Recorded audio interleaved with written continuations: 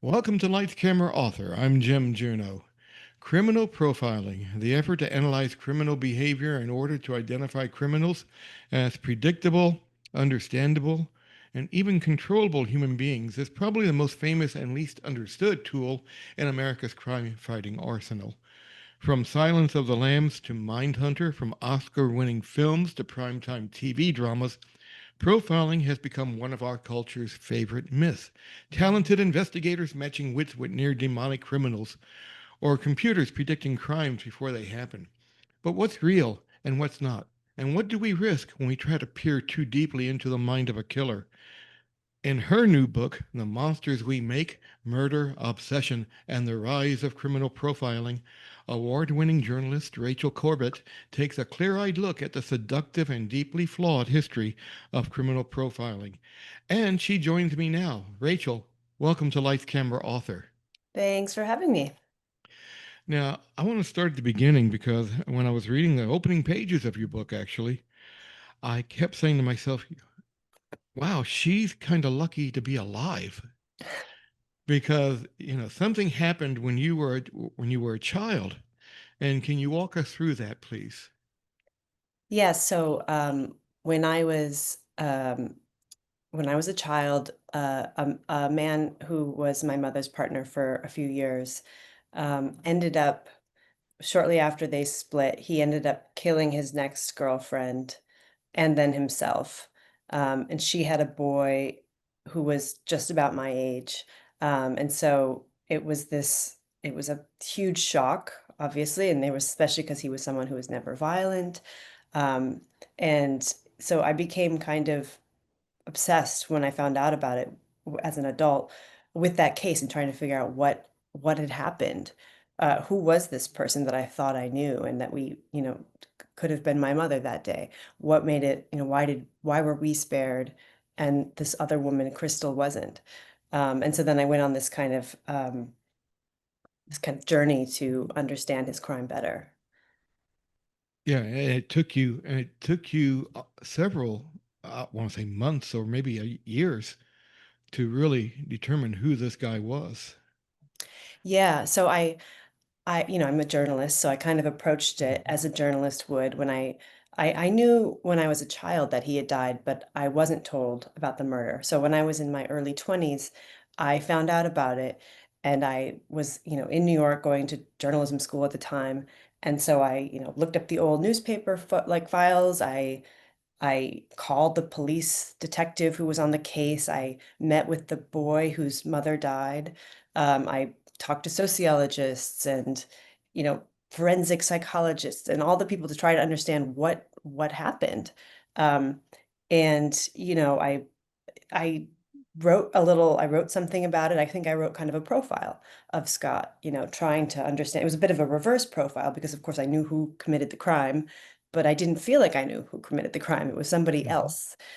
So I was trying to understand who this was. And then I left feeling sort of unsatisfied, like, okay, he sort of does fit this, there were certain things about him that were very typical. And like, most of these murder suicides are committed by white men, often right after they've lost a job, which was true in this case. It's almost always a spouse or significant other who's the victim, usually someone who's just left them, and this so and so, on and on. So I tried to put it all together, but I left feeling like, what does this really tell me? Does this make me feel safer knowing all this? Does it make me feel like I really understand him? And I was thinking that, this is something that really lots of people think about when we watch crime shows or profiling shows like Mindhunter. We want to know what happened because it makes us feel like we're in more control of the narrative. Mhm. And, maybe we'll be able to understand something deeper and then it won't be a threat in some way anymore. Profiling, it's very, very big right now.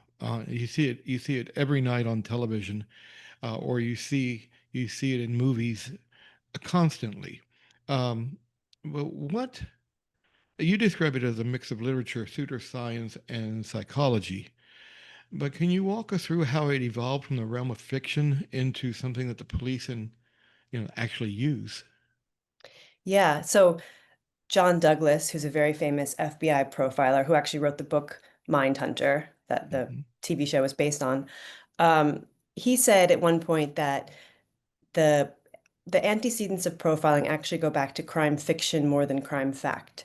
And then he said that Sherlock Holmes was one of the first reference in this field. So indeed, when I look back in the history, one of what's commonly considered one of the first, official kind of criminal profiles was written of Jack the Ripper in Victorian England. And this was Jack the Ripper started killing at the exact same moment that the first Sherlock Holmes book was published, Hmm. A Study in Scarlet. So it was kind of funny because Arthur Conan Doyle, the writer of Sherlock Holmes, was always getting these letters from people saying like, someone stole my jewelry. Can you help me catch them? Or like, help them solve some little personal crime. And of course, he wasn't a detective at all. He was a novelist. But this conflation has been happening over and over and over again. And so, in fact, even the London police enlisted Arthur Conan Doyle to help solve the Jack the Ripper murders. And he went in, he said, I'm going to kind of put on my Sherlock Holmes cap and see how he would approach it. And he did write a little profile of who he thought Jack the Ripper was. It wasn't particularly accurate. Um, but throughout history, there's been this um, attempt to narrativize crimes, always. So whether it's even crimes that are real life, we've always trying to talk about it in a way. And I think that attempts to make a narrative and characters out of it starts to influence reality a little bit. Hmm. You see, and you mentioned, that Holmes, uh, Arthur Conan Doyle, he formed a club, didn't he? That Yeah. that went out and actually walked, I guess what you call now Ripper walks. Hmm. Um, that's a big business, I guess, over in London right now. And Yeah. they try to see what the person was. So did he come close at all? Well, I, you know, so yes, he formed this club called the Crimes Club. And then Creative name. Yeah. yeah, I know. Very matter of fact. And it was all these kind of gentlemen, scholars and sophisticates. They weren't usually detectives, but they were physicians maybe, or one was a magazine editor, obviously Doyle. Um, one was the founder of the Daily Mail newspaper, and they would just look at old crimes and try to decide, try to see where police got it wrong. Cold cases they looked at, Hmm. and some years after it was I think 1903 or so that they went on the tour to look at the Jack the Ripper sites. So he had stopped by that point. Um, Maybe it was later than that. I'm not sure of the date, but No, no, that's okay. Yeah. um, they went and they did the tour. They looked inside like the room where one of the women was killed, and they tried to think if they could. They tried to figure out if they could solve it. Um, and Doyle believed that he was upset that the police hadn't really examined this letter that supposedly Jack the Ripper had sent to police. It was called where he named himself. He called Hmm. himself the Ripper. He was going to rip the next woman, and and it was written in red. And I think that Doyle was It's the like Dear Boss letter, I believe it was the Dear called. Boss Something. letter, Yes. exactly. The names, yeah. And so the police were getting so many false tips at the time, like they didn't know what was real, and they dismissed this kind of as a hoax, which it did turn out to be. But Hmm. but Doyle was like, we should look at this more, and he really analyzed the letter and thought, this is someone who was educated. He was probably well traveled. I think there were certain like American linguistic patterns that he noticed, um, and he was one of the people who believed it was someone much more um, that the killer was someone much more sophisticated than a lot of the police believed at the time.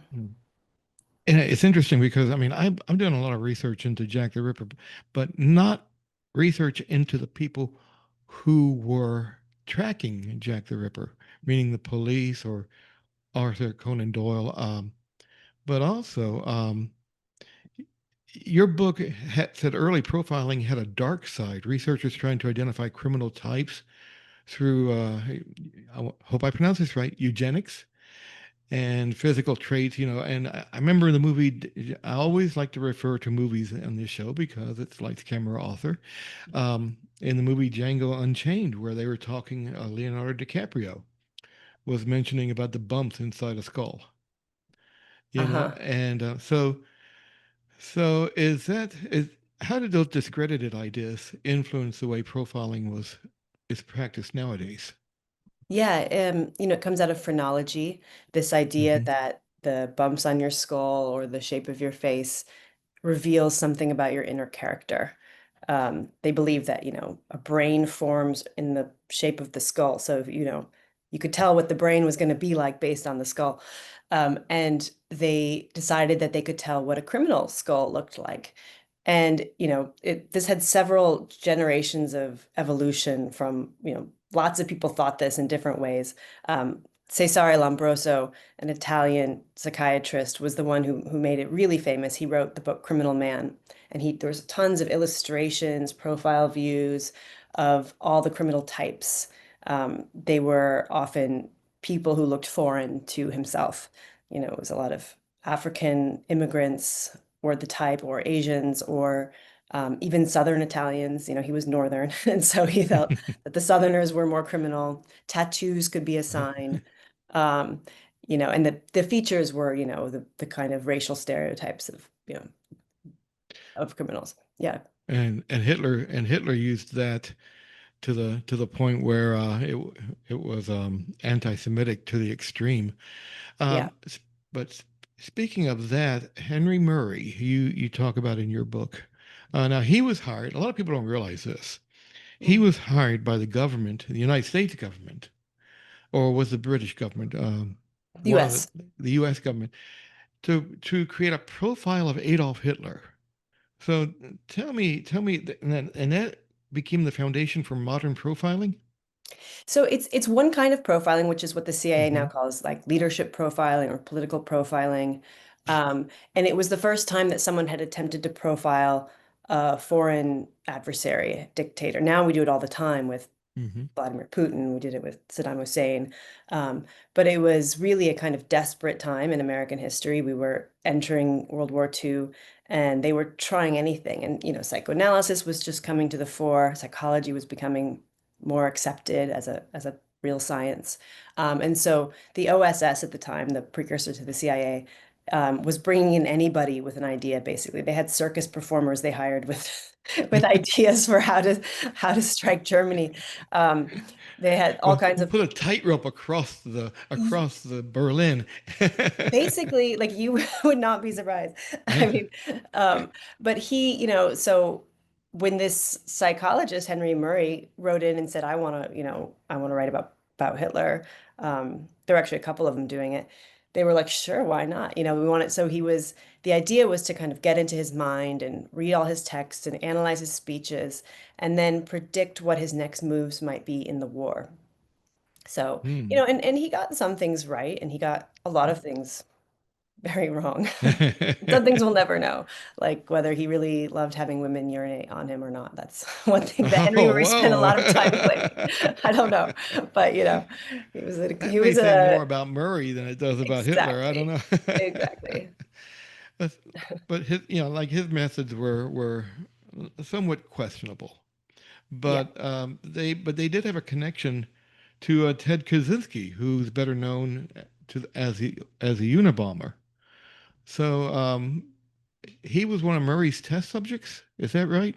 Yeah, so after Murray worked with the CIA, he continued working with the CIA even after the Hitler profile. He was doing tests on spies. He was figuring out what would potentially break a spy, like a new recruit. What would they would try to kind of get him to crack, and so he would, say something, or could he really be trusted as a spy? Um, so he brought this idea back with him to Harvard, and he conducted these like 3-year set of experiments where he asked students to submit very, very personal essays about their most closely cherished values. They filled out questionnaires about really personal things like their gastrointestinal Mm. functions and their, desires and fantasy lives and everything else. And then what he didn't tell them was that he was going to then use this information to try to humiliate them. So he hired a law student who was older than, the undergraduates, and the law student would go through their essays point by point and just berate them and tell them they were stupid.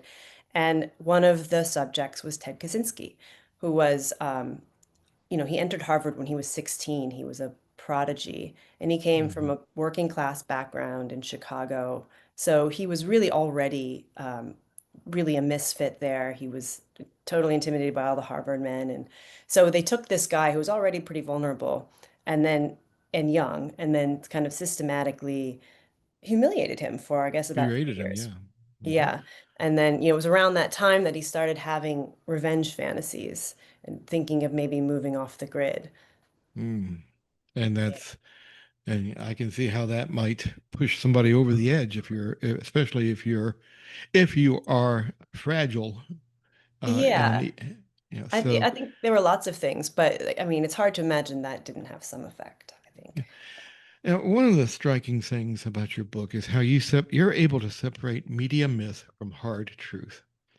And despite what we see on TV, has profiling ever truly led to a capture of a major criminal? The problem is that only about 2.7% of profiles in at least one study were found to lead to the capture of a criminal, at least Hmm. in London where the study was done.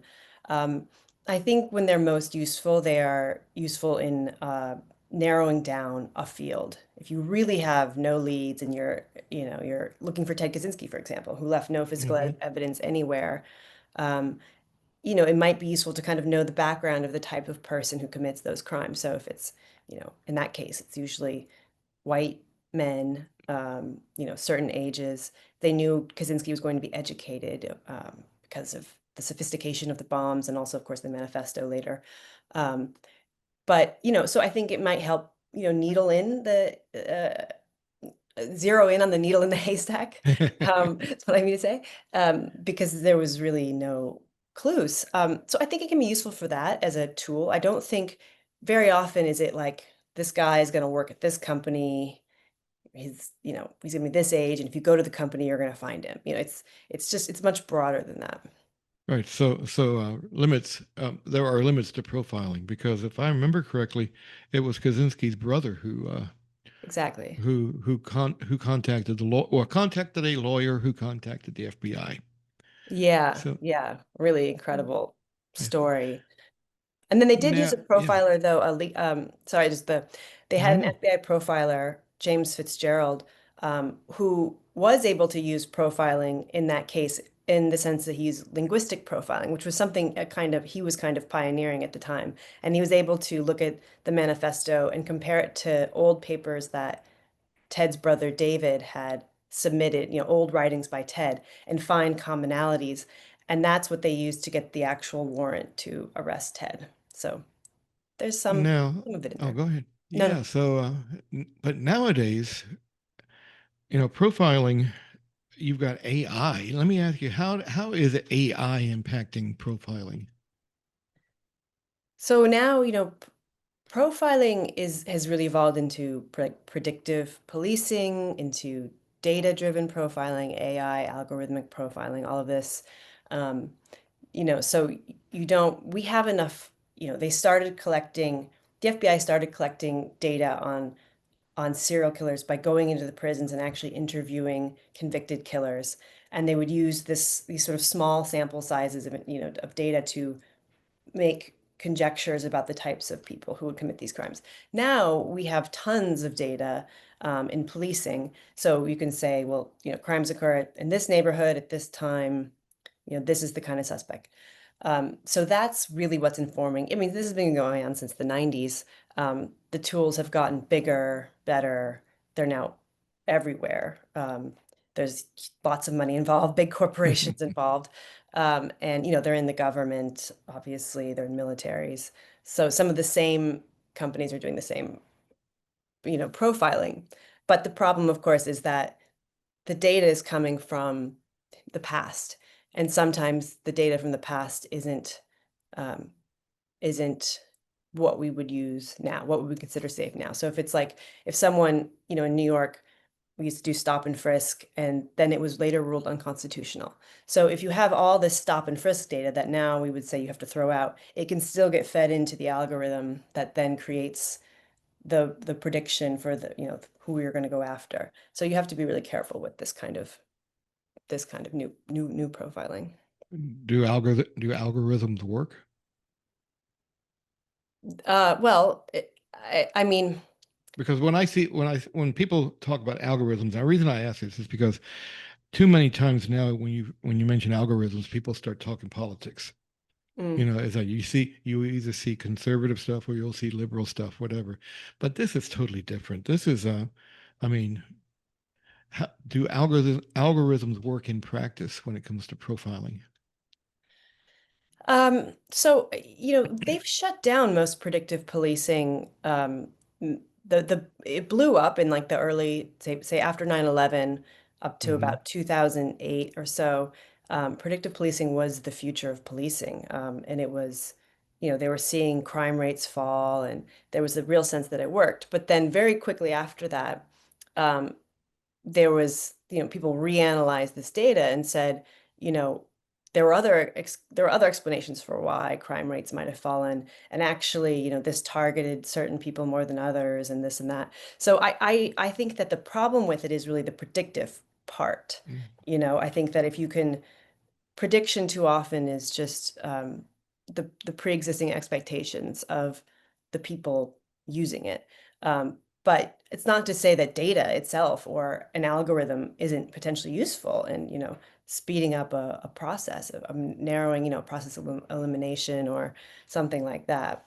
I just think we should be careful about who we're going to target and make sure we really know why I was it's, going to say, yeah, ordinary people could be targeted as potential criminals.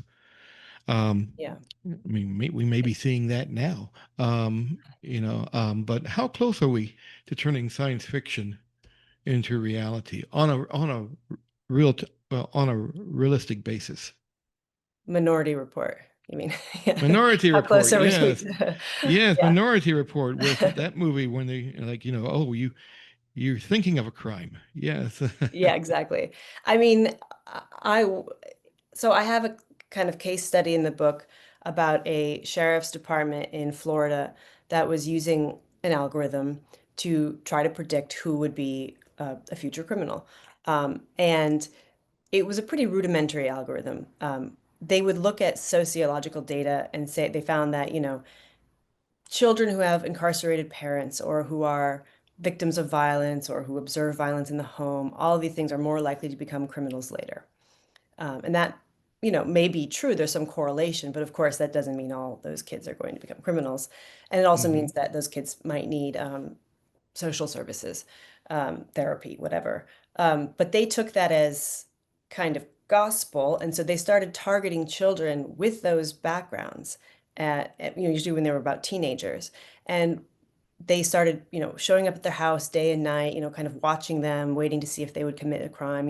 And one boy who I follow, um, he got caught for like having a bag of marijuana or something, something that many other kids probably had also, but weren't getting caught doing. And so he got put in like a, juvenile detention, and, that took him out of school. So then he had to get a GED, and this process went on and on and on, and he couldn't get jobs. And ultimately, he's in prison now, for committing a crime. So, we can't know whether he would have done it or not either way, but it Right, certainly doesn't help to, be pushing these kids out of school or away from other services. exactly.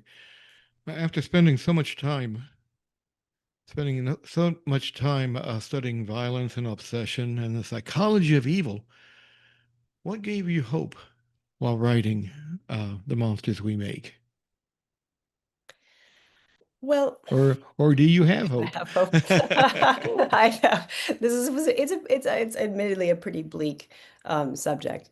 Um, I hope that we can think about I don't think that we are really looking at, I don't know how much we're looking at profiling. I don't know how much have we've seen how much history has repeated itself from phrenology to that predictive policing example I just gave, the same people are kind of being churned out as criminals over and over again.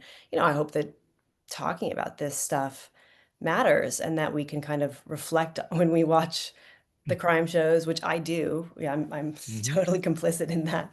And think about the stories that we're telling ourselves when we, kind of fall into these narratives. I guess one hopeful thing is that serial killing is really hard today. So Yeah, it's, because of the DNA, because of the cell phone towers and everything we have now, that we're not seeing very many serial killers. They're more like, which is good. which is great. I still have hope. Yeah, that makes me a little less fearful at night. Well, Rachel Corbett's new book is The Monsters We Make: Murder, Obsession, and the Rise of Criminal Profiling, if I can hold it right here. It's published by W. Norton. It's already out. So if you're on Amazon or bn.com or go into your local bookstore, ask for it and they'll order it. And Rachel, I want to thank you so much for being on Lights Camera Author today. Thank you so much. It was fun. And thank you for listening to Lights Camera Author. If shameless plug here, if you like what you're seeing on YouTube, please subscribe and like it. And I will see you next time.